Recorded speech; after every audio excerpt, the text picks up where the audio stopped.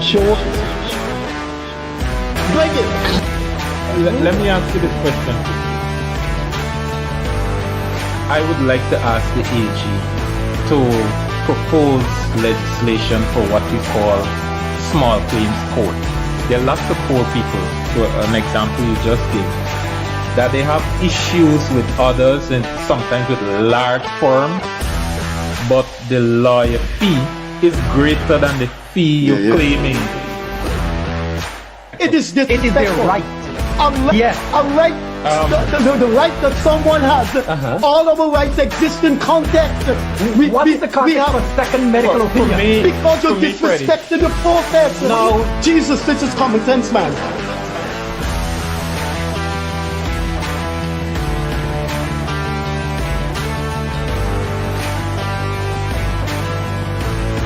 Any situation which you seem to do, you're just dealing with Afro-Guyanese issues. If one, you can't bring and pull the leaders of the African community together, you're failing. And if two, you can't put forward a future, a blueprint, and a plan for African Guyanese, you're failing as well.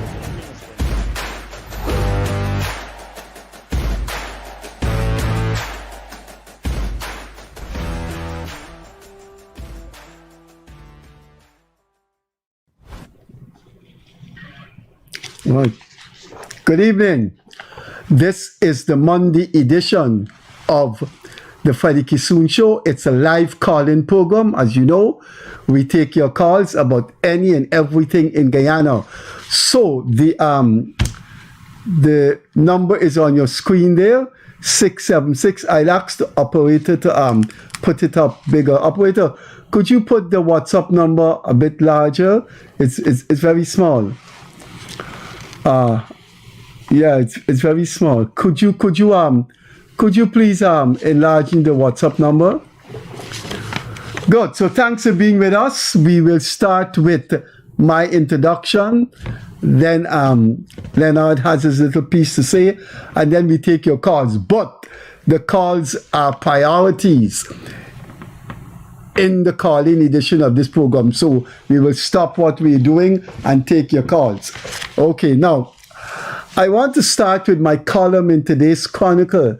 And unfortunately, I brought it out and then I left home without it. But two things you need to know. But before we talk about those two things, we have an explanation for the low turnout in the 2025 election. Now, it's 55% turnout, but it's larger than that. When you think of the amount of newly registered people who became of voting age, Craig could probably explain that. Now, there was a low turnout, and there have been some theories about why there is a low turnout. People,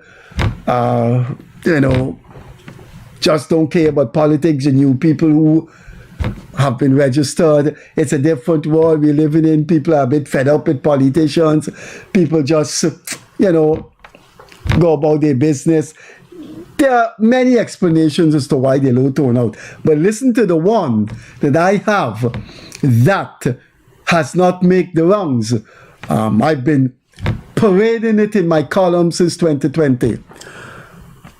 Henry Jeffrey enunciated a theory of PPP's omnipotence, invincibility, of the great, huge, colossal power of an opposition party in Guyana in 2020.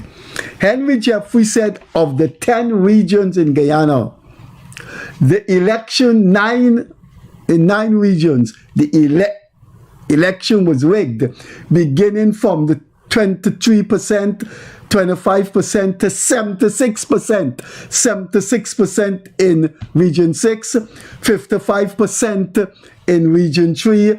Every region, he didn't mention 8. The PPP rigged the election in 2020. And he put the rigging in some regions from 50% onwards.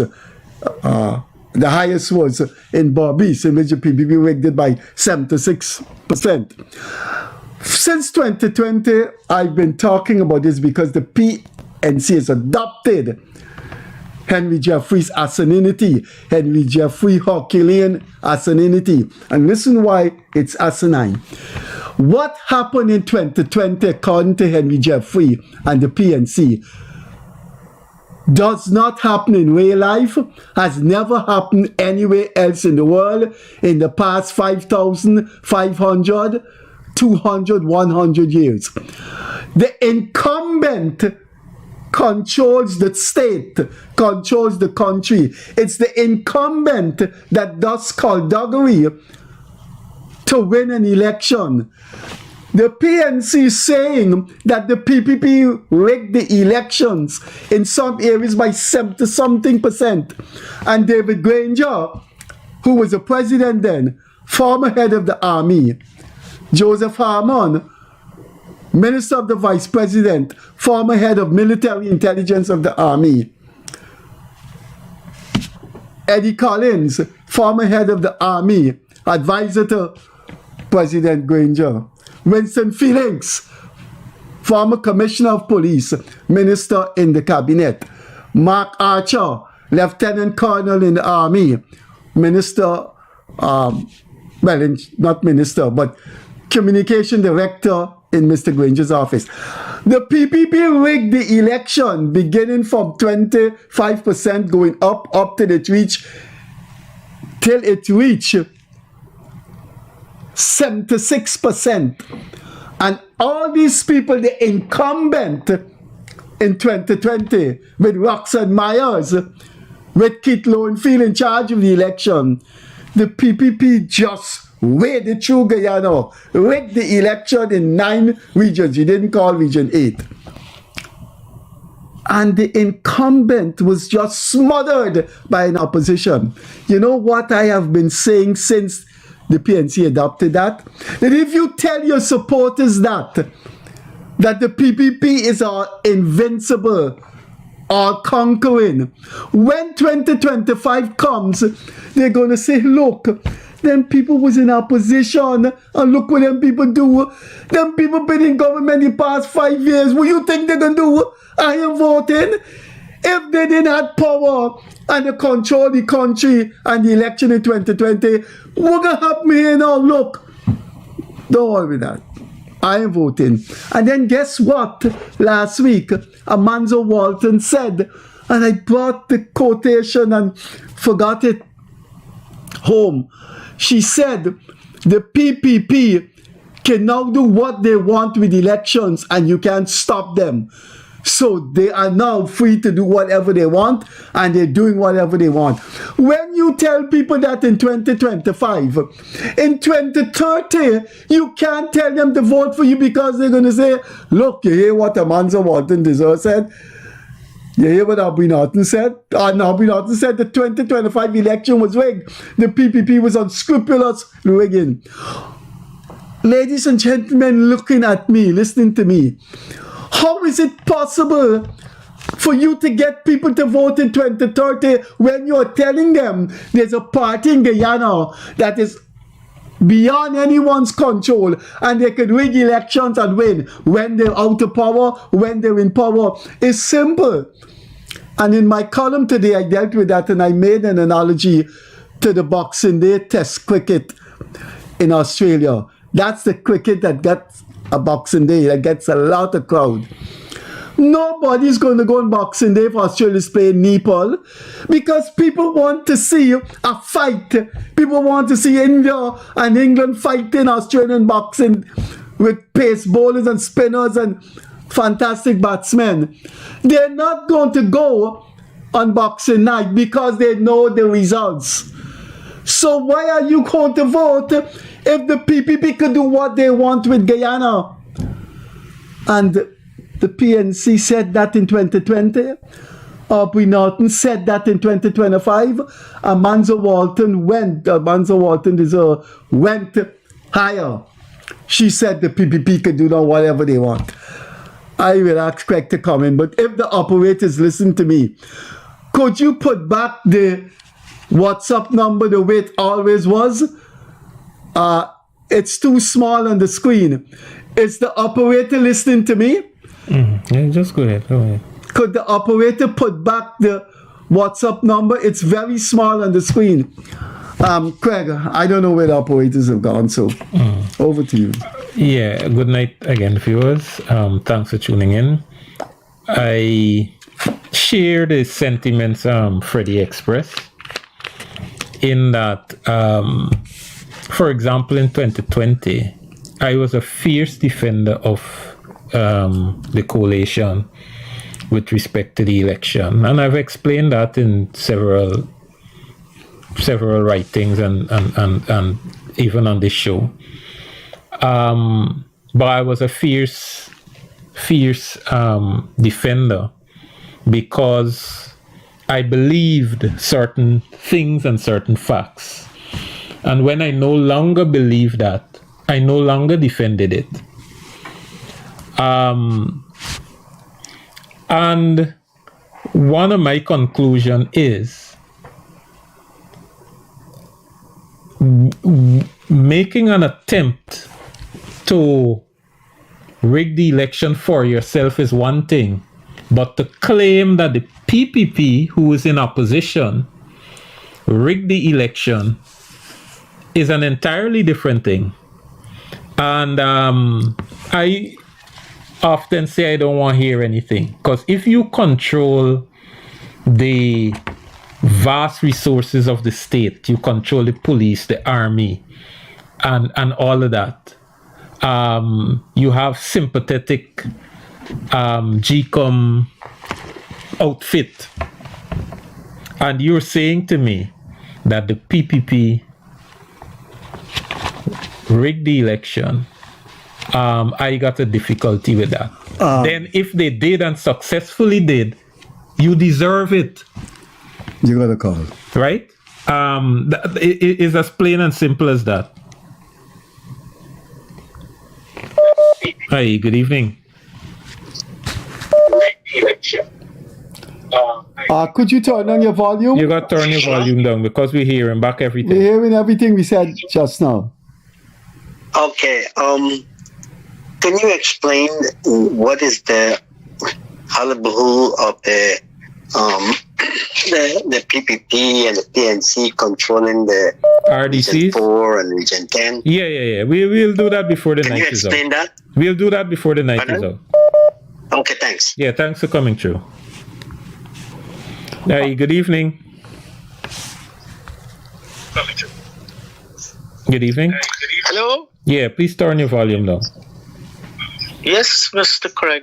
Mm-hmm. Hello? Yes. I have two comments to make. One, with this guy who you guys, well, you were not there on Wednesday night when Dr. France was there. I think he's a total waste. Forgive me for saying so. And I'm happy that he has resigned from ANUG. He has just wasted the whole session there. Nothing he said makes sense to me or to anybody else. Secondly, I want to say how I was really impressed with Mr. Ravi Dev, who was there last Friday night. Mm-hmm. I think he touched everything to the point. I really do admire him, and I think people like them we need to have on the program. Thirdly, Mr. Craig, any update about the NIS issue with the other 5 persons who? Tell you what. I'm happy I asked the question. I did get a call from NIS today to come in for an update, and Awesome. I couldn't go. I wasn't available. I had so much to do. That's okay. But they have an update for me. I'm not sure what it is. I wasn't able to go through anything on the phone, and I wasn't able to go there. But be assured that your thing is being worked on, and they did call with an update, but I just wasn't able to go today. Okay, we Right? understand. You And I efforts. made an appointment with them for Wednesday. So I'll go Wednesday, and I figure that call meant that they went through all the outstanding ones, and the entire batch is now solved. That's just how I feel. Thank you. Mm-hmm. Yeah, but my comment on Dr. France and Mr. Ravi Dev, I think was the other guy named. Dr. France, I think he's a total waste, and I'm glad he came out of politics. All right, thanks for Let him coming go through. and do his practice in medicine. That's what he's for, okay? Mhm. Thanks for coming Thank you very through. much. Yeah, goodbye. I want to ask you something, Leonard, because in all my years, I'm now finished 36. October, I finished 36 in the media. If you libel somebody, right, you get sued for you got The program. Good evening. Hello, good evening, Mr. Craig. Yes. Brother Kissoon. Yes, sir. Good night. Look, I tired with these chaps. To my own self, I asking myself if the rest of the election, 2030 or 2031, if this opposition lose the election again, this will they going to continue to tell Guyanese public that the PNC rigged the election? The PPP, you mean? Are you there? Hello? I think the person credit must be finished. Yeah. If the phone rings. Yeah, go ahead. If you say somebody's a homosexual, or somebody's a thief or what have you, and you're not liable to be sued, how could you be charged for a criminal offense? I'm reading this thing here from Christopher Ram.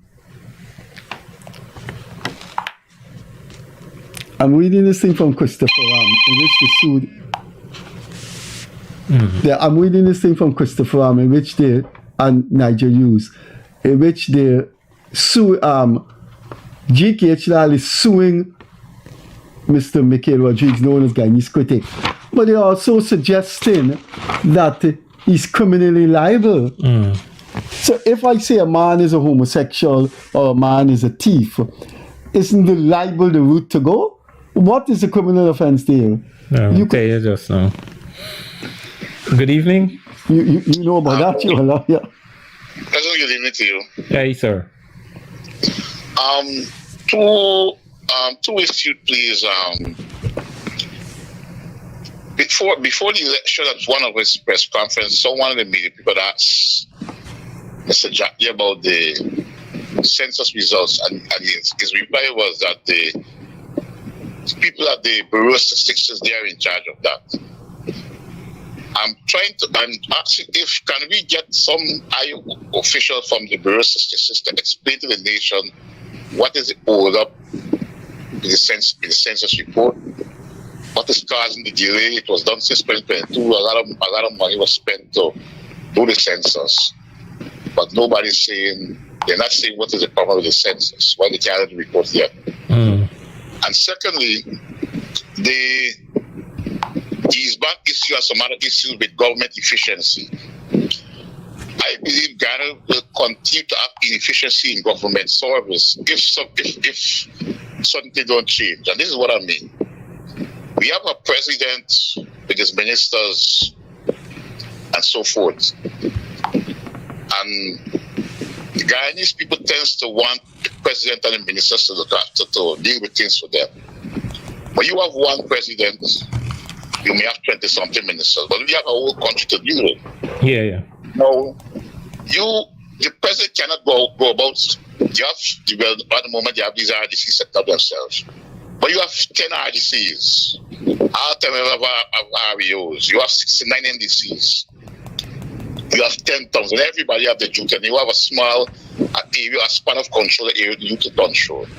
Let's say if the president goes somewhere and he meet somebody make a complaint. I don't think the president should be resolving the problem. What he's supposed to be doing is, if you go in Region 6 and you find a problem in Region 6, Region 6 have all 10 areas and get them to do their work.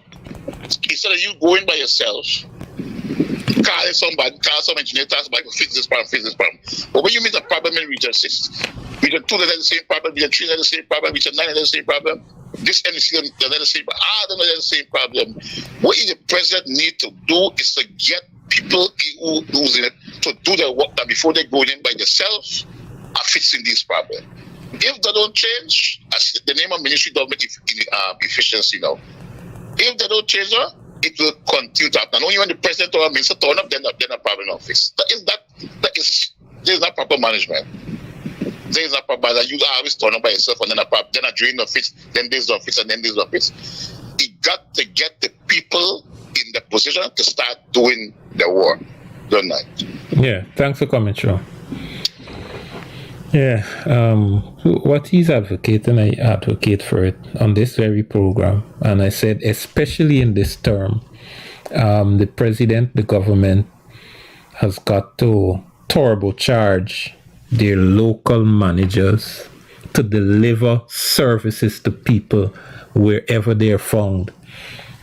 Some of these NDCs used to get 1 million and 2 million and 3 million a year. Now the government is committed to giving them at least 30 million per year each in cash, plus kind and tractors and these kinds of things. The government got to get their people to deliver to these villages. Good night, Mr. Leonard. Hey, good night. You're onto the program. Good night, Mr. Kissoon. Mr. Kissoon, he forgot to mention Leslie James when he opened the program. Leslie James was the head of the police. Oh, yes. And his deputy. Yes. A lady. And one more thing. Please help me to understand. When APNU used to win Region 4, they had the mayorship. How come PPP win Region 4 and how come we are not getting a new mayor? Local government elections, yeah. And that is a different thing. The mayor and city council is elected at local government elections. Okay. Right? Okay, one more thing, Mr. Craig. I am 49 years old and I work at Capsule Industrial Limited. I used to live land of Canaan. Everybody know my bike. So I used to drive minibus. My calling him is Baby Sham. I only pay like 3-year NIS, but I could be 50 next year, February, guys pay like. I wanted to know if I could continue my contribution before we 60. If I come Guyana, I might make a road for January. Yes. There is something called voluntary contribution. Yeah. You could keep paying. So when I come, I go, I want to check you out and call you, check you out, and I go, we'll make a spin and you help me look it after, right? All right, good, no problem. Thank you, Craig. You and Mr. Freddie enjoy the rest of the night. I enjoy the program. Good. Thanks, I am man. in Staten Island right now. Yeah, I'm on my lunch break in Staten Island, and I'm looking. There's at a dinner break. Lunch break. New York and us carry the same time. If there's a call, take it. But if you're looking at the program and you're a lawyer, can you call in and explain how, if you defame somebody, how you could be criminally prosecuted? Anyway. I'm going to tell you what's the prevailing theory. But Hi, good evening. I want to know if it's law. No, hi, good evening. Yeah, good night. I just want to make one point. Look, the 2011 election, both the 2011 election and the 2015 election, both were rigged. 2011 election was a trial run. It was rigged in GCOM. In favor of whom and by whom? In favor of the PNC. It was rigged in favor of the PNC because you notice that there was only a one seat because the PVP was a one seat minority government in 2011. 2011 was the trial run, and the big rig came in 2015. And let me tell you something: the chairman at that time, he was very much he had a lot to do. He had a lot to do with that. And sometime down the line, in the future, he owed the country an explanation. All right. Yeah, good. Thank you. Yeah. Thanks If there are any lawyers outside there looking at this program, could you call us and tell us that if you defame someone in the newspaper, on TV, that apart from being sued for libel, could you tell us what criminal prosecution you're likely to go through? Let me just share. Is that something that I observe and that I know? is that under the Cybercrime Act, that things you say. Hey, good evening. Good evening, Mr. Craig. I would like to share the sentiments of the previous caller about rigged elections 2011 and 2015. And in 2020, compared 2020 electors and to 2025 electors, there's nothing sharp, there's nothing like voters stay away. The voters that is missing, that is the amount of rigging the PNC used to do. Full the boxes. That's why they were so confident. What period you talking about here? 2011 and 2015? No, I'm coming to 2020.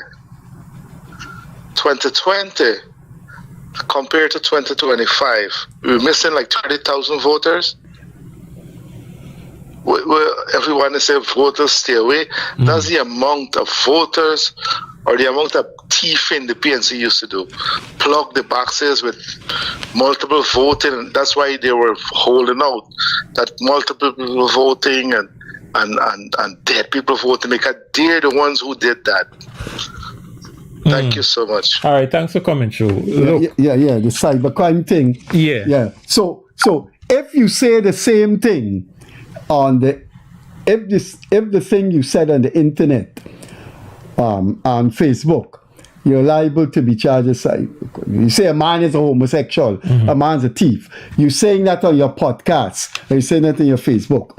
That comes under the cybercrime thing. Yeah, but they gotta have some conditions. They gotta have some conditions. But you say the same thing in the newspaper. They gotta have some conditions. Remember, the newspaper is also published on the internet. But the conditions are that it gotta meet a certain standard for harassment and knowing and deliberately giving false information to store up excitement and things like that. So it is not just plain saying you're homosexual and that's it, right? It got to meet certain other criteria. But in this case, he's accusing G.K.H. Lal of doing some things which G.K.H. Lal said he didn't do, and so he's suing. Where are the other things that involve? Let's suppose G.H.K. Lal can prove in a court of law and also pass the smell test through the police that what was said will bring harm to him, that I don't know if threats constitute one of that. But the criminal thing has to come from the police, not G.K.H. Lal. Right. He got to go to the police, report it, the police investigate it, and then right. So in this letter that Christopher Ram and Nigel Hughes wrote, G.K.H. Lal will ask the police to apply the Cybercrime Act to what? Right, because what Roderick said was said on online and using computer and whatever other definition they have there. Well, they quote everything that Mikhail Roderick, his critic, said. And I would like to see how this meet the cybercrime thing. He's saying he's making an accusation when G.K.H. Lal was at the Gold Board. He's making an accusation. And G.K.H. Lal... No, I don't think it does, but I think... G.K.H. Lal is saying it's within his right to... He's saying, you libel me, fine. But the lawyers are saying you're liable to criminal prosecution. How is that? You make... Statements may expose you to criminal liability. May expose you, which means the police have to come in. Good evening. Hello? Hi, good evening. You got turn your volume down. Yes. I have a question to ask you about this NIS. Yes. I leave Guyana since 2008, but I live in St. Martin. But I served Gaisuku like 18 years. But the problem is with me, I don't have the NIS card to check my contribution. Oh, and you want to know your NIS number?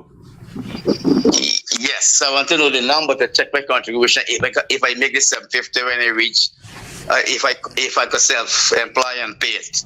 Okay. But you're gonna send your details to me and I'm gonna check it out for you. From the same WhatsApp number, right? The same WhatsApp, you just type it out and I'm gonna check it out for you.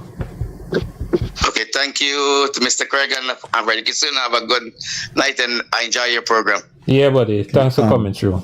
Yeah, so Thank you. Mr. Lal, a newspaper columnist, Eucharistic minister. You got a call? Yeah, go ahead. No answer. The person in thing. Hey, good evening. You're onto the program. Hi, good evening. I'd just like to make a comment on this COVID-19 cash distribution and how it came about. Is that okay? Go right there.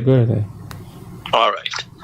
You see, during the Great Depression that lasted from 1929 to 1941 in the USA, a British economist, Maynard Keynes, observed that people were hoarding money out of fear, and that did result in business closure and high unemployment.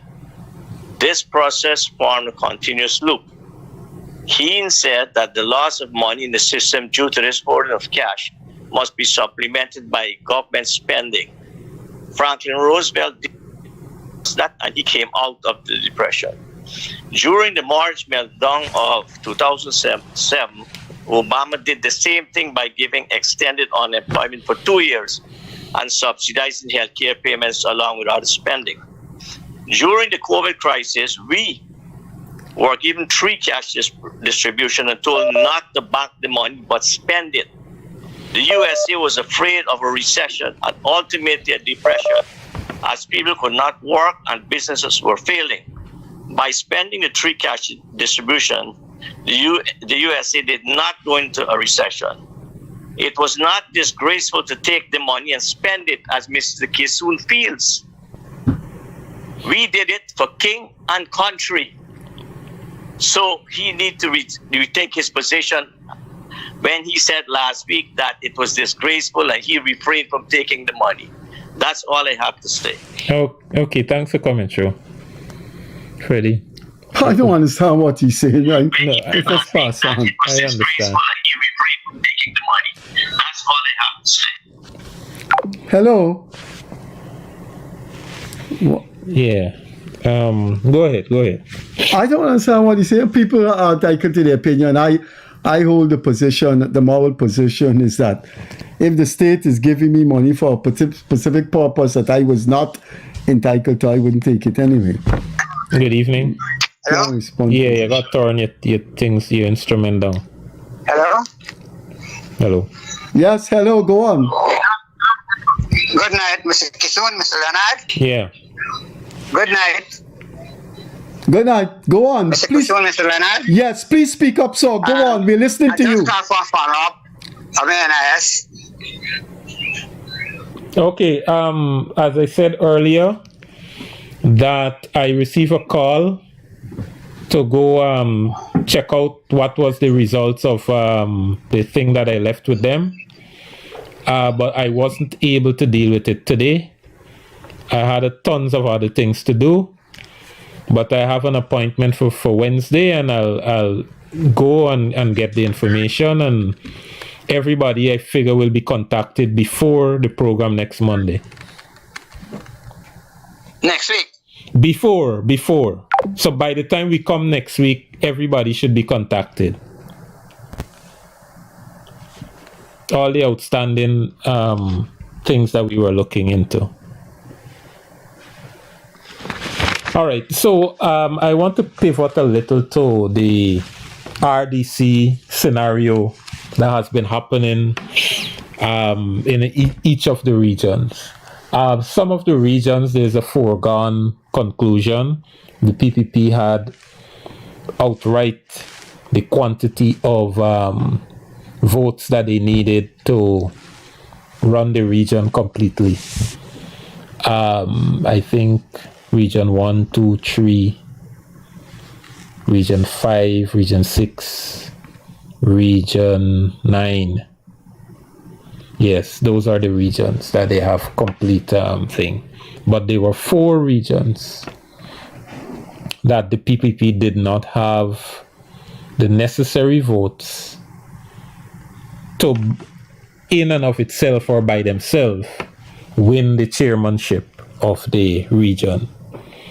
In some cases, like for example, let's start with Region 8. The WIN party and the PPP got equal votes or equal seats, which each seat translates to a vote. And for those who don't know, let me just run a quick explanation. The parties extract people from a list and nominate them to become councillors. That's all the party does. So they get the GCOM certificate, they send in the names to GCOM, extract the names, send it to GCOM, and these people just sit as councillors, that's it. But then the law says once they're sworn in as councillors, one of those persons would be nominated, seconded, and then voted upon to become chair. And of course, each party would want their person to become chairman or vice chair. So basically, that's the genesis. And if you do not have sufficient councillors on the RDC, you would not have sufficient votes to make chairman. And that is what happened in the 6 regions I outlined. No other party had sufficient or nearly sufficient votes and thing. But let's come to Region 8. WIN, PPP, equal number of votes. There was PNC then had 1 seat. And that 1 vote was needed if that person from the PNC voted for the WIN candidate, they become chair. And if that person voted for the PPP candidate, that person become chair. The outside thing that could also happen is that all the PPP councillors or 1 or 2 or 3 of the PPP councillors decide to vote for WIN, which we know that don't happen in Guyana. Generally, we don't have a history of that. But all of that would have been legal. It doesn't mean you have to vote for your own candidate. So what has happened, or what is alleged to have happened, is that the PNC candidate first engaged WIN and say, here, look, you need my vote to win, but you have to, if you need my vote, you have to concede the vice chairmanship. And WIN, it is alleged, said, no, we got a large amount of votes. I think it's 8. We should get both chair and vice chair. So they were not willing to concede. The PNC person then moved on to the PPP side and say, look, if you need my vote, you get chair, I get vice chair. And the PPP accepted, and the PNC vote made them made the PPP got the chair. WIN people too arrogant. Right. They don't know anything about politics. Right. I think for me, that's a foregone conclusion that somebody come to me. It's like you got to give and take. Yeah, it's like let me give this example. If you go into Linden, Freddie, and you get the fanciest car in the world, the most expensive car, I don't know if it's Bentley Lamborghini. Well, the most expensive in Guyana is Lamborghini, right? Right. And you have this car worth millions of dollars, probably approaching $1 billion for this car. And you have to go to Linden to collect, let's say, $100 million cash from, let's say, the proceeds of a lotto, and you have a deadline you got to reach at this time, right? And for some reason, whatever is the reason, let's don't put a specific reason. For whatever reason, you did not have enough gas, you forget to check. You break down for the want of gasoline on your way to Linden, on this lonely road, and then a man coming down the road with 2 gallons of gas in a bottle. You got a deadline to meet to collect $100 million. You got the most expensive car, and this man, lowly gas, is worth what? 2 gallons of gas is worth how much money in Guyana? About 5,000? Less than 5,000? You got all these millions to you, and this man just got 5,000 Guyana dollars of gas. What is that gas worth to you in that moment? And that is the question WIN failed to answer. What is the value of that one vote in that moment? You can't tell this man, give me a gas. I go into Linden with my expensive car, collect my expensive money, and you got nothing to get. Just give me a gas and go home and sleep. I think it shows it shows not only, well, no, ignorance is the right word. It shows inexperience, but it also shows lack of reality at a commonsensical level. Mm-hmm. If the people are saying, I can give you the chairmanship, give me something in return, that is basic common sense that runs through history and runs through current civilization. You bargain. Yeah. And the old people used to call it horse trading. Right? So for me, I found it to be, if indeed, right? Because you're hearing a lot of stories, denial and accusations along the way. But if the WIN candidates and yeah, you're gonna call, yeah. Hi, good evening. Good evening, Mr. Craig and Mr. Kissoon. How are you? Good, sir. I'm just trying to follow up. Make any progress with the thing for Kublal? I can't remember the name specifically, Kublal, but In connection with the story from Lithographic. Lithographic.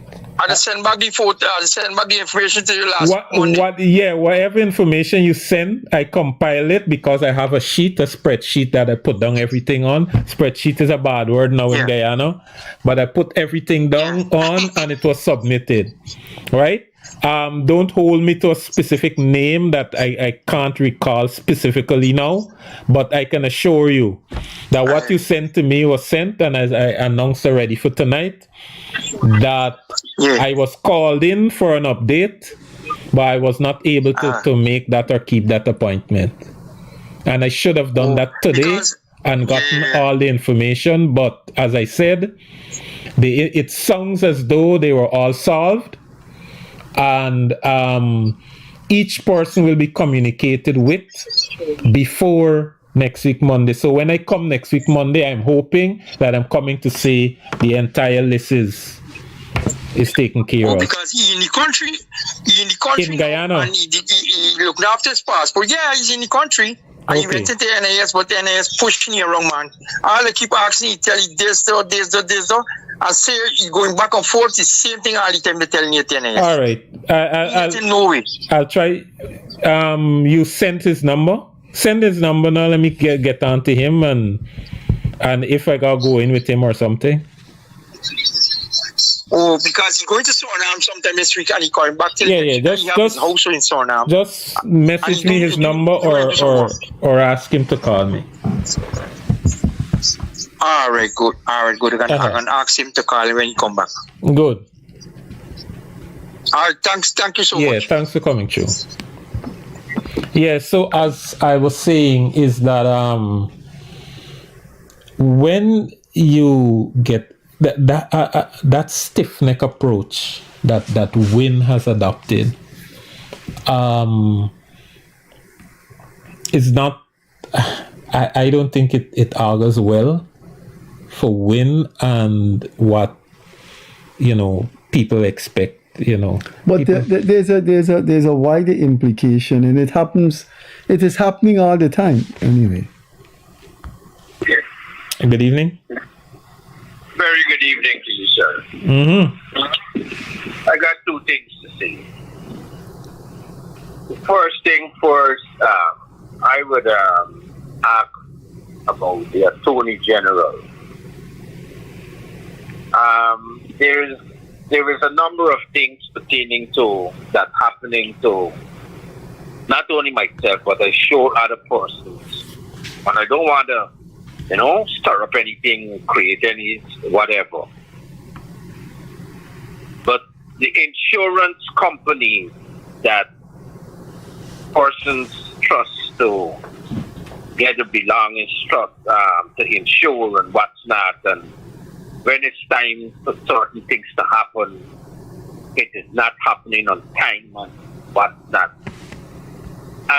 If I would like the Attorney General to examine the laws of this country, and if he can put any system in place to protect the people that use insurance for whatever business, for whatever way that they can able to get back or to get whatever is being insured to the company, to the people once it is damaged, it disappears, whatever.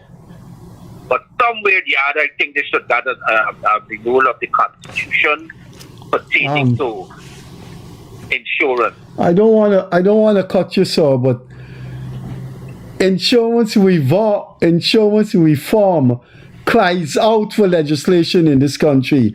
Not the past 10 years or 15 years, the past 50 years.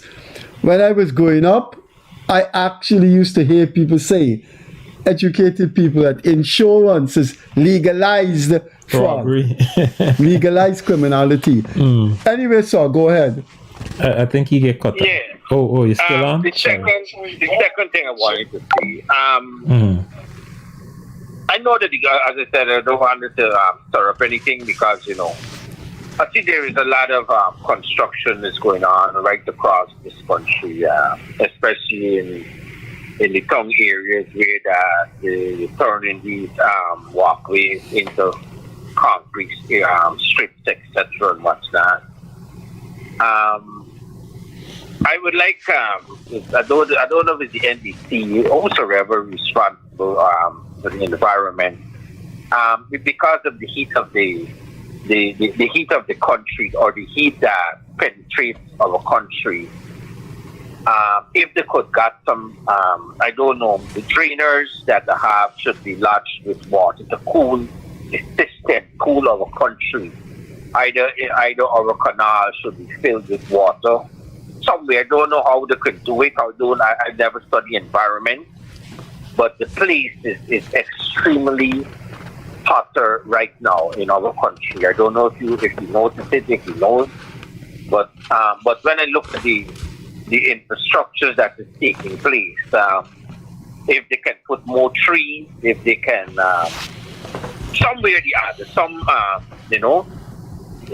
these hard concrete structures that if they could put vines to run on it, that it can they can be cooler, whatever way. Just that's my contribution. Thank you so much. Yeah, thanks for coming through. Once there's no call, I want to. The man said, "Is there a call?" Mm-hmm. Good evening. You're onto the program. Tune down your volume, please. Tune down your volume. Good evening. You're onto the program. I call it concern the last column, man. People like that, you gotta cut them off, man. Come to the point. Why you beat around the bush? Cut them off, man. Come to the point. All right, thanks for coming through, buddy. Good evening. You're onto the program. Hello, hi, good evening. I am calling connection with the NIS issue. Hello? Yes, go ahead. Yes, can you hear me? Yes, I'm calling connection with the NIS. I would have had I worked 25 years with Kaisugu, and I would have had a login, right, with NIS to check my contributions. However, I tried logging in like a couple weeks ago, but I can't access it. I made contact with the NIS, and they're saying that I have to contact the IT personnel. I contacted them and I had no response. Can you assist me? You're in Guyana? No. I'm overseas. I migrated. And you called from overseas to the IT people? No. I emailed them. Oh, okay. All right. Just send your details to my WhatsApp, and I'll try to see what I could do. Okay. Yeah. I have lived long enough in this country to know that insurance need legislation to protect people the way there was legislation brought in to protect hire purchase people. Anyway, look, your call is take priority. Good evening. Yeah, good evening. Constitution reform. But I don't know if it will happen in this storm here, because that constitutional reform commission was driven a long time ago, and I don't know what it is. But anyway, in this constitutional reform coming up, I believe the constitution needs to spell no more details, spell to certain things. You cannot leave things to people's interpretation. For example, this parliament, it must spell out when parliament must set 10 days, 5 days, Sir, 1 week or something. It is spelled out in the It has 4 months after dissolution. Yeah, which is clear. It's spelled out. No. What I'm saying, it has to be more specific than that, because since election done and it is waiting on the president interpretation, it must say after the swearing of the president how many days it must be recalled. Yeah, well, you're saying something different there, but I hear you. Go ahead. Look, it said 4 months after the dissolution of parliament, but it's too long. Not too long the election done, not too long people swearing, and the parliament can't meet yet. And also in the term, in the life of the parliament also, it must also spell out that it must say the parliament must meet monthly, because it is left sometimes for months when the parliament doesn't end meeting. It must spell out when the parliament was formed, and it must also spell out how often they should meet, and stop leaving it to people child, because they're not meeting. So long the election done, and the parliament can't form back yet. I hear you. I am of a similar. But to do that, you got to get full-time parliamentarians, which means you got to provide them with offices, you got to provide them with a better salary, and those kinds of things. And also, I believe that the office of the attorney, people don't realize that the attorney general and the minister of the affairs is two positions. The minister of the affairs, to me, is a political appointment. To me, there's a person have to be political. But the attorney general is the country's lawyer. He's supposed to be the defender of the people, the attorney general. But sometimes it don't look so. Sometimes the attorney general just fight the people. He is it. So the two positions supposed to be separate. The attorney general is the attorney general, and then the minister of the affairs of the government, a political person. All right, thank you. All right, thanks for coming, Joe. Yeah, I was making a point that long you want to call. No, you don't know. Long ago, I know about this insurance thing. I've had 3 persons in my compound. Insurance, I don't know about insurance coverage, because I drive safely, I don't crash nobody don't crash into me, so I pay a very small insurance. I ain't going to pay no high insurance. But I understand there's a very high insurance called comprehensive, in which you got to call.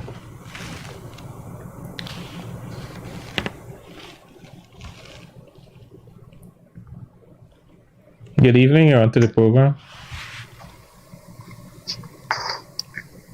Hi, hello? Hello. Mr. Kissoon and Leonard, good evening, sir. Good evening. You know, man, I just be listening to you guys' program, you know, and I just be look and Mr. Freddie. I be so sorry for you guys, man. Guy, I guess some stupid people. It's a sad thing. I used to be sorry when you guys gotta listen to them. Some of these people not making no sense. You meet all kinds of people in there. The world is made up of all kinds of people, so you have to have tolerance. But most of all, since the program is to provide a platform for people to air their views, you can't pick and choose and deny people. I mean, you think we're doing it 3 years. You don't think I don't know what you're talking about. We know what you're talking about. You know, a person came on this program and say, in the United States, they got free hospital services. And I don't know which hospital you could go on. But that is life. Even the dull and ignorant must be allowed to have their say so. So yeah, I know, like the caller before the previous caller. He need a walk-in freezer. All right. Thank you. Yeah. Thank you. So, this comprehensive thing I understand. Oh, you got a call. Good evening. You're onto the press one button too much. Yeah, go ahead. Yeah, this comprehensive thing. Good evening. You're onto the program.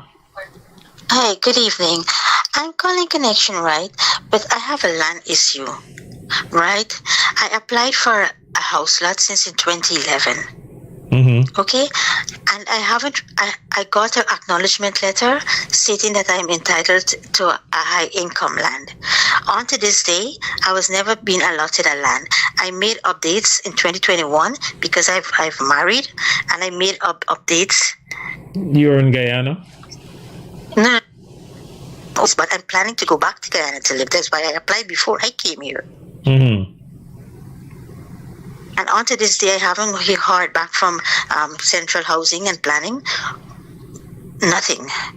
I've emailed them. I've sent messages via the Facebook Messenger, and nothing. But you have been keeping in touch with them since your application in 2011, or there was a large break because remember you live abroad. No. I went back in 2021 and I did the update because I was married. No, that's 11 years after you made. That's 11 years. After 2021, I still keep in contact with them. I keep messaging them, and I got no response. I send them emails, no response. No, but what happened after 2011 when you got a receipt acknowledging your thing and say what happened in 2012, 2015, 2017? They said they didn't reach that when they were allotting. They didn't reach that year as yet. Okay, so you want to come back home and build a home? Exactly. Okay. Well, I think I know they. Right where I'm living, they have persons in the area applied way after me and got more than one house lot. So, and then if you know a minister, or a minister personnel in the ministry, then you get the land. Yeah, I know there's a lot of people who say they haven't they applied a long time. They need to be a one-stop shop where these complaints could be looked into. Lady, I am tired on this theme that there need to be some agency in Guyana that could look into these things. If you apply for a house lot in 2011, you should have got it a long time ago. Exactly.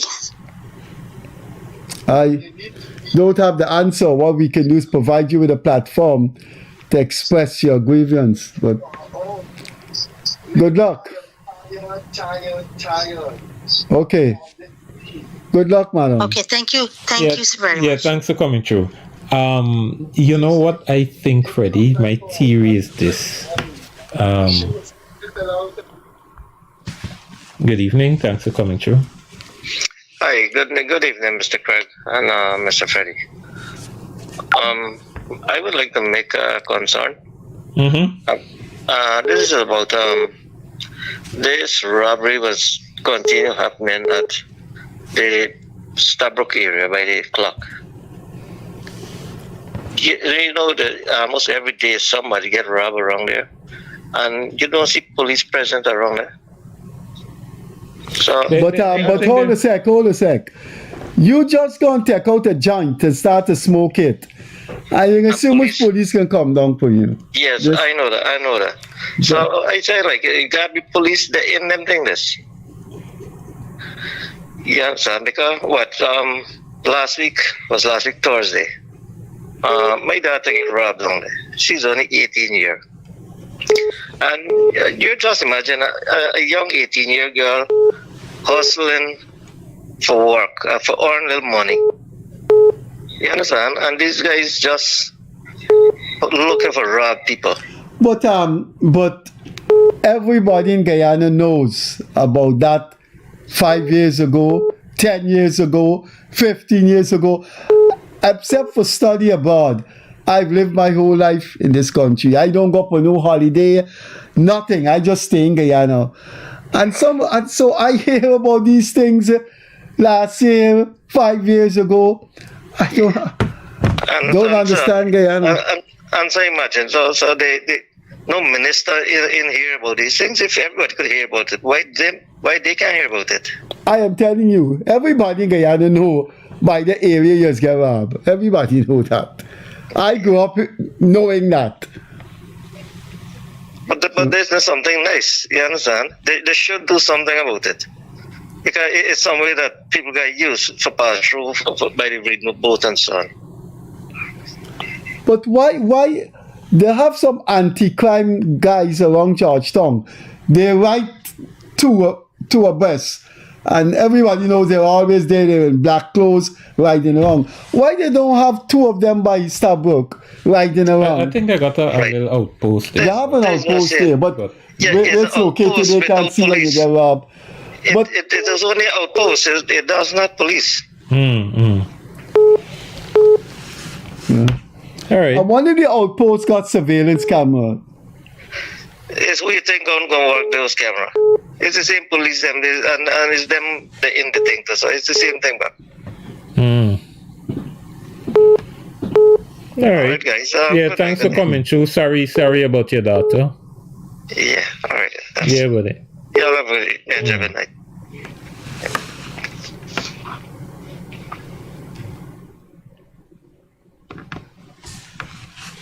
Yeah, the comprehensive. Now, I don't know what you have. Anyway, phone. Good evening. Hi, good evening. For the caller who called earlier, speaking about the house lot situation, the VP and the government would have announced that persons who would have applied 2019 and prior, they have priority, and they should reach out to the Ministry of Housing and have everything sorted out here. I don't think you need to know any minister to get your house lot. That's wrong what she's saying here. But she said she made constant contact, and that's not the only lady is complaining. I've received complaints like that. In fact, last month I met a lady in Massey Supermarket. Yes, we have cases like that. I have personally heard quite a few people get their application through who had applied from 2019 and prior.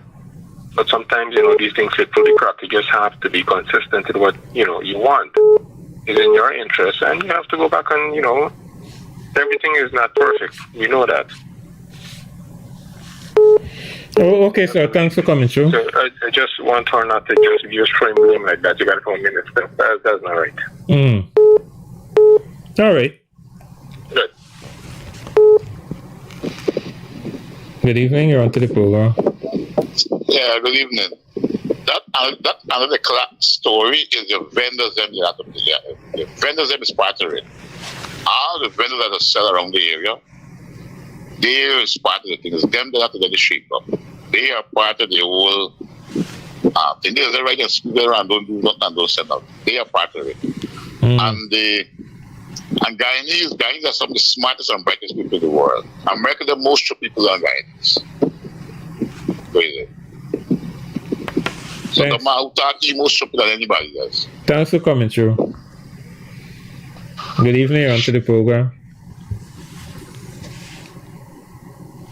Person gone.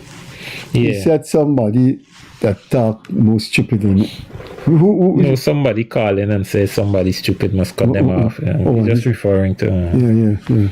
No, you can't cut off people. Hi, good evening. Hi, good night, Freddie Show. Yes. Yeah. Go ahead.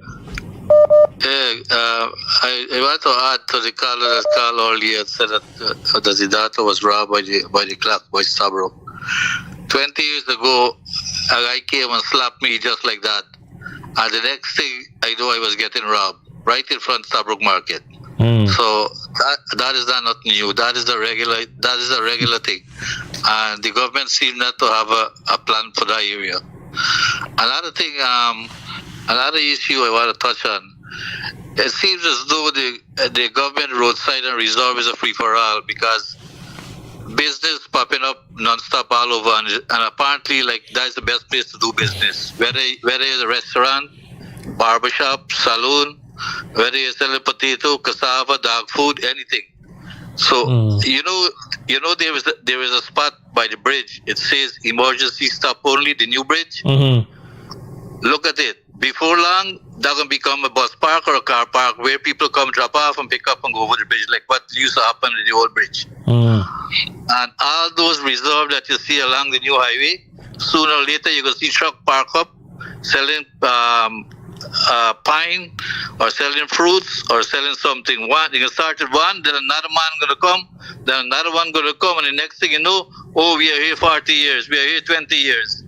You can't move them. And that is the issue all over Guyana. Look at right in front at Eccles, in front by the Mandir. There is a truck parked there every day. Half is on the road, half is on the pave. The guy put out his table, impeding traffic. Nobody says anything. Police pass right there up and down all day. Nothing. You can't walk on the pave. You got to walk on the road, and that's only one place. Go to the other in the villages. For you to get a license to open a shop, you know the royal run around you got to go through with the NDC to get your permits, to get your license, to get your food handler certificate. And the next thing, a man throw up a stand right on the road selling the same thing that you sell in the shop that you had to get all the royal run around to go get your business going. And he on the street, free for all. Name it. I don't know how these people get electricity on the road, how they get all these passes and permits to operate on the street. And you, in your private property, you get a royal run around. All right, that's it. Thanks. Yeah, thanks. I feel this guy's pain. I think the age of people getting run around to get a food permit. I mean, why these things continue to happen? And you can't blame.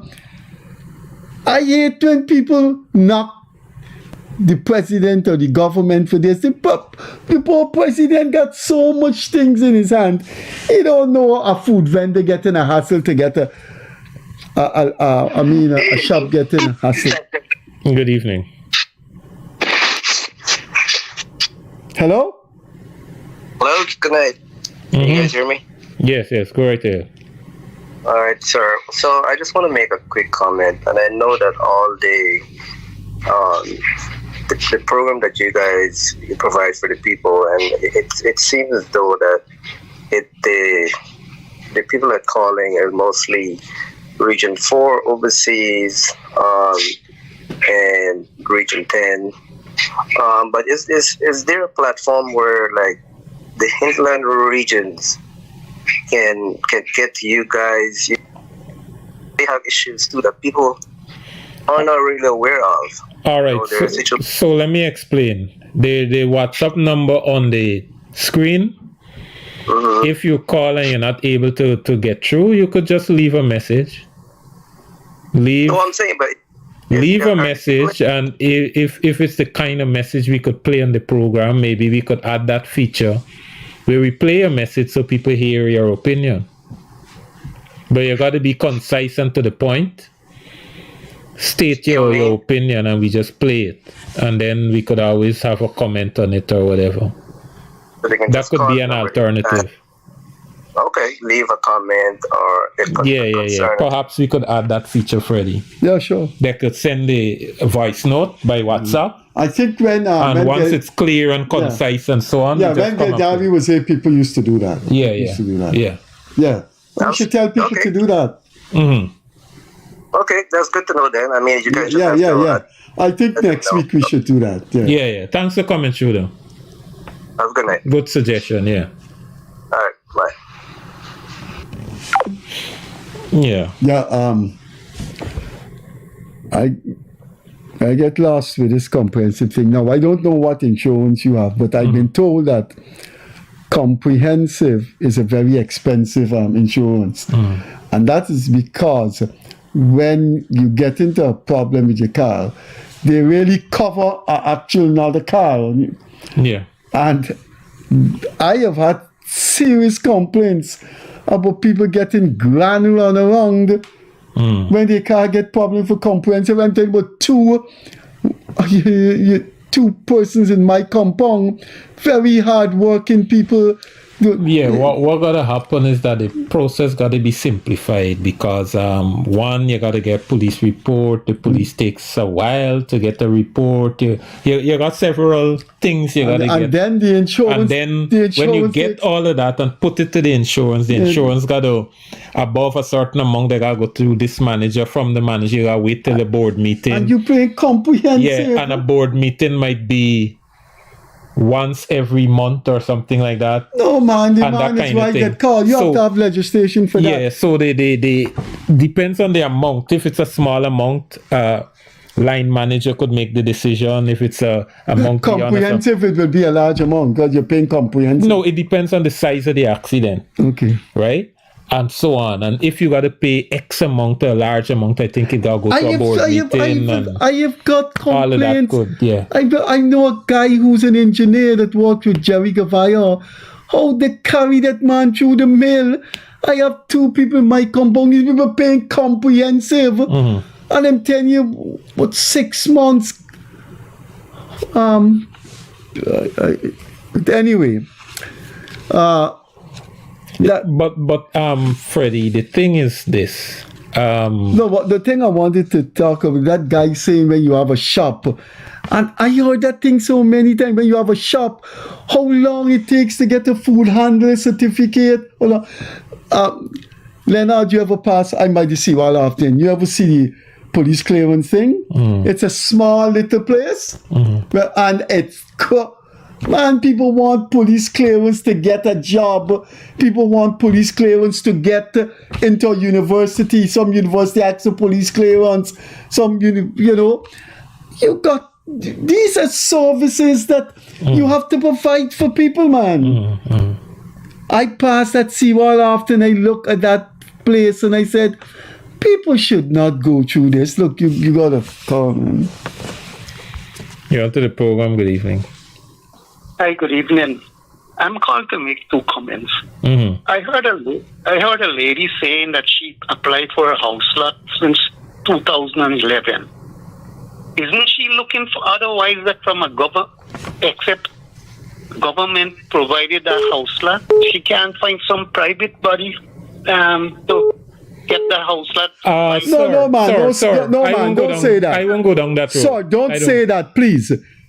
Please, this country is large. My position is that just how the average American own a car, the average Guyanese should have a thing. If you're inviting Guyanese to apply for house lot, how can you tell the people you can't buy a house? I won't. How could you say that? I don't support that at all. The government. You're waiting 20 years for a house lot? Man, you don't really want a house lot. You want a free house lot. That's my concern. All right, thanks for coming through, but I don't share your concern. All right, okay. That's my concern. 2. They say prevention is better than cure. If that man daughter is walking and you know there's going to rob her, or there's a possibility that she will be robbed under the clock, why don't she get another route? Just prevent. That's all my comment. Thanks. All right, thanks for coming through. I got difficulty with both of his. I got difficulty with both of his offering here tonight, but look at the callers. I ain't want to get into that. Hi, good evening. Hello. Person cut off. Hello. We should get to the point where by the time you at least 21, if not 18, at least 21. No, you're listen. 21. You should listen. You should just be given. It's you traveled? Have you traveled on the new Ogle Highway? Have you traveled on this endless land you're looking at? The country is endless. Yeah. Why you got young people married? You should have a system that as soon as you look. I argued in my Sunday column. Good evening. Hi. Yeah. Hi, good evening. Mr. Craig and Mr. Kissoon. Mm-hmm. I'd just like to mention something. These people fighting for money from New York, and they never pay tax in this country. They just keep money, the 100,000 and the insurance they want. They're not paying tax in Guyana. They're just fighting for our money. We enjoy our money. Thank you very much. Thanks for coming through. Everybody, a lot of people talk about that. People overseas. Look, I don't have a problem with it. I believe if you were in Guyana, you live, you work for a number of years. Some people start working as young as 16. No, you're entitled to your NIS. You paid your NIS. I think she's talking about the cash grant. Now, they got overseas people seriously interested in the cash grant. Yeah. Seriously interested. And she has a point. I mean, people live and work here. They contribute. The taxes, they contribute the other way. Sometimes they see they see a person in the shop that then got sufficient money that they have to pay for it. They're living in their country and they're contributing. People that are 40 years away. I need not say, right? I said it on this program so many times. I'm really not a fan of universal cash transfer. You said universal cash transfer. I wrote a whole column Sunday. I'm not a fan of I am against it. I am not. But however, I am against it. Once it is present, we shouldn't cast aspersion on anyone who chooses to cash in on it. You see what happened? Our data systems are not so strong enough to have people data follow them wherever they are, so that we could use that data to determine who gets a cash grant. The thing is, if you don't do universal cash transfer, that is not too difficult to task strengthening, But your PAYE system could tell. It will take some time. The point I'm making here is to do cash transfer that is not universal is going to introduce too many biases into the system. And then people are going to, like what's happening with the people who need public assistance. There are people who are taking them off the thing, looking at them and say, oh, you will look handicapped, and take them off the public assistance. Who do that?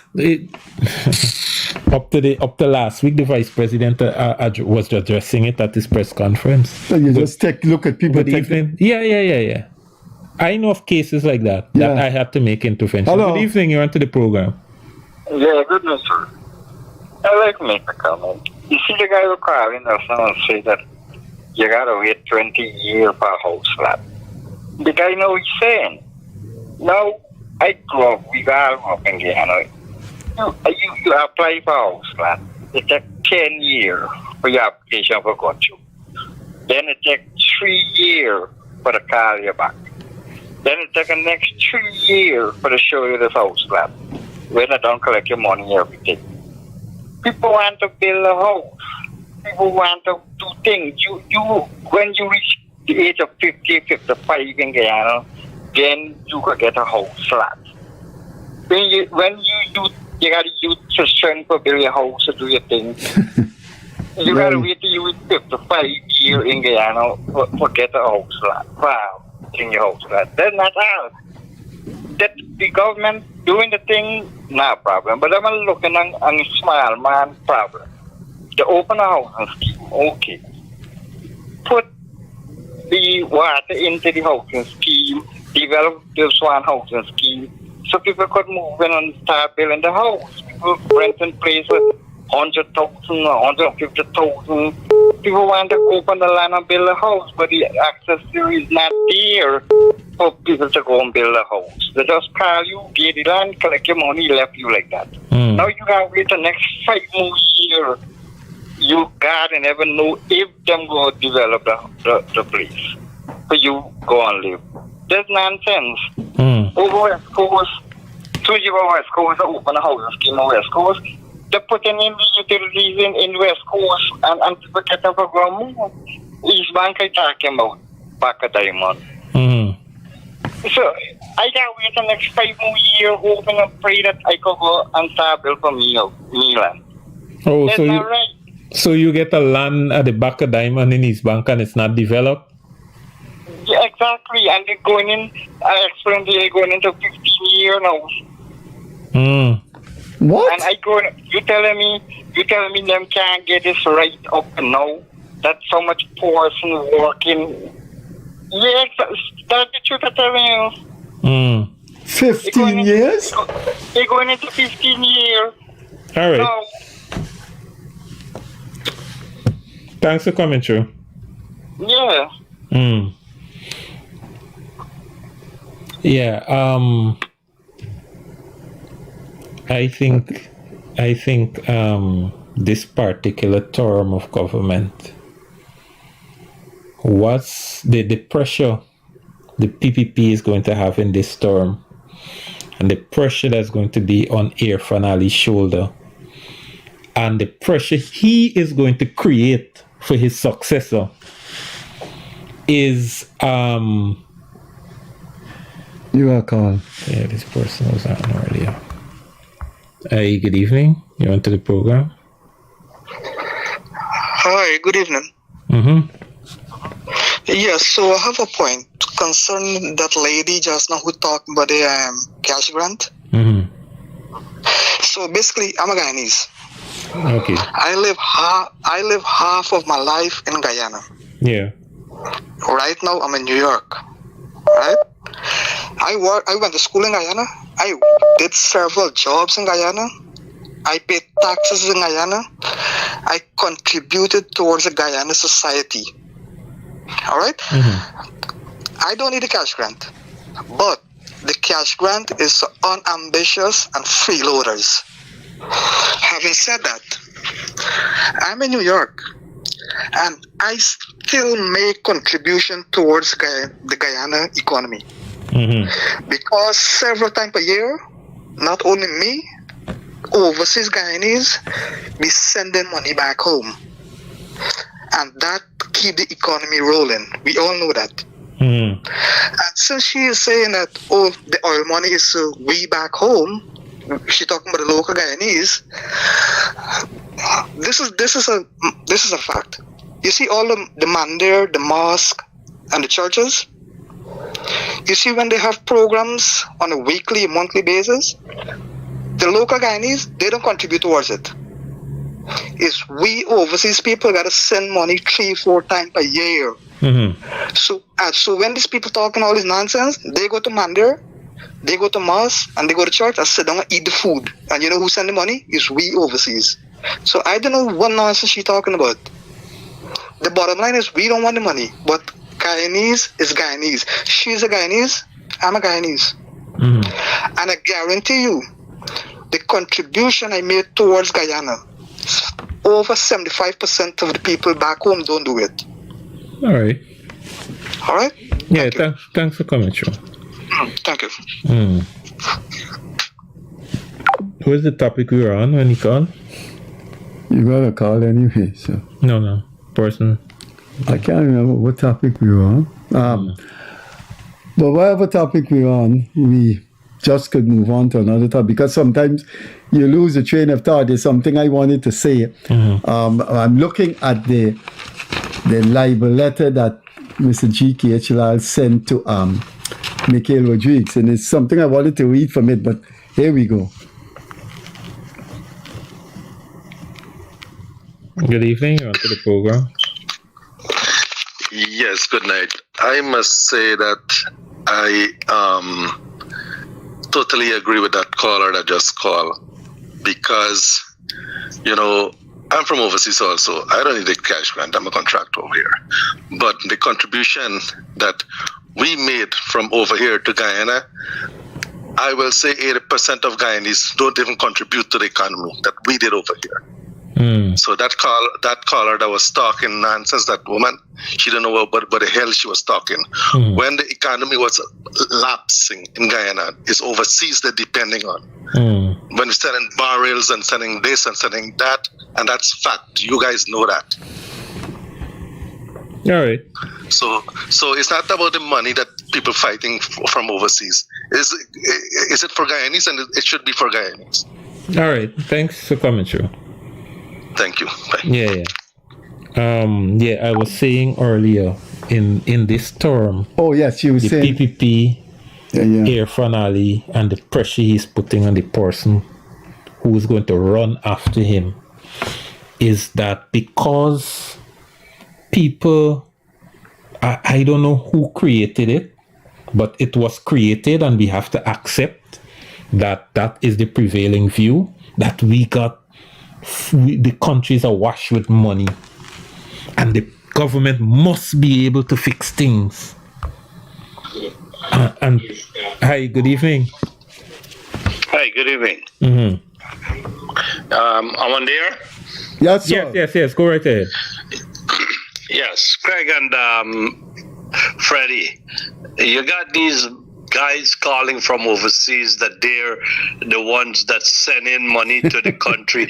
Those were days in Burnham time. The Guyanese people, I just came back from there this week. The people in Guyana living a better life than those in America, Canada, and everything. I have went to all the restaurants, starting from all the big restaurants. Every day, everybody going out and eat like Guyanese. You guys waiting for handout. The way these Americans and Canadians speak to Guyanese. There are a little of everything, you know. It's a little of everything we got, Thursday night. Every night is a party for them. So what they're talking about, crash can, house lots. People want to live a life just like what we're living outside. They're shopping online. So I don't know what the hell these people are talking about. Another one is this stoplight in Guyana. I drive around. You got 10 idiots going into an intersection. Nobody going nowhere, but each one of them inching up into an intersection to pass. Nobody going nowhere, but they're gone. The minibus are the worst. They got big boom box. Can't hear the passengers them talking to them. So the system, they can't change. It can take a lifetime for that generation to change the attitude and bring those same people into Canada and America. They follow the rules. But in Guyana, nobody gives a damn. If a policeman stop you, here, this charge is 20,000. Give me 5,000. I keep going.